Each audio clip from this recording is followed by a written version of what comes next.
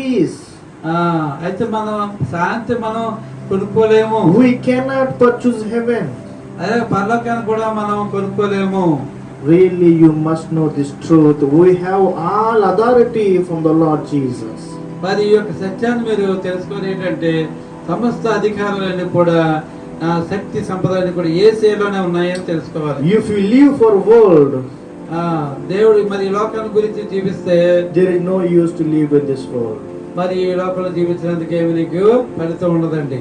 If you get more and more helpful things, anything, మరి ఈ యొక్క లోకంలో సంబంధించిన విషయాల కోసం జీవిస్తే there is no use. Your need and your hard work not able to lead for the heaven. కాబట్టి ఈ లోకంలో మనం పడే శ్రమ కష్టం అంతా కూడా మరి ఈ లోకంలో ఏమైపోద్దమ్మా వ్యర్థమైపోద్ది. దేవుడు లేకపోతే, దేవుడు తెలుసుకోకపోతే, రక్షణ పొందకపోతే ఇదంతా కూడా వృధా, వ్యర్థం. Hallelujah. హల్లెలూయా.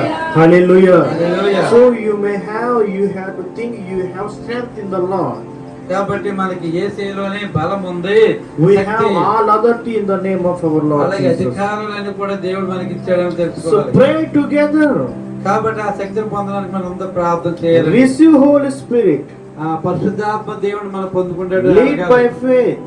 అలాగే విశ్వాసం ద్వారా జీవించాలి. Hallelujah. Hallelujah. Yeah, really we have a wonderful faith in the Lord Jesus. Already we have. అయితే మనకి మంచి అద్భుతమైన విశ్వాసం ఉన్నట్టుగా నాకు అనిపిస్తోంది మీరు చూసినట్టు. But God knows everything. అయితే మేము చూసినప్పుడు మంచి విశ్వాసం కలిగిన బిడ్డలాగా ఉన్నారు. So దేవుడికి తెలుసు మీరు ఎంత విశ్వాసం కలిగి ఉన్నారు. So that's why we have to live for God, strength in the Lord. కాబట్టి మనకి దేవుడి శక్తి ఎంత ఉందో మనం అర్థం చేసుకోవాలండి. Hallelujah. Hallelujah. So that's why pray all the time, talk to God.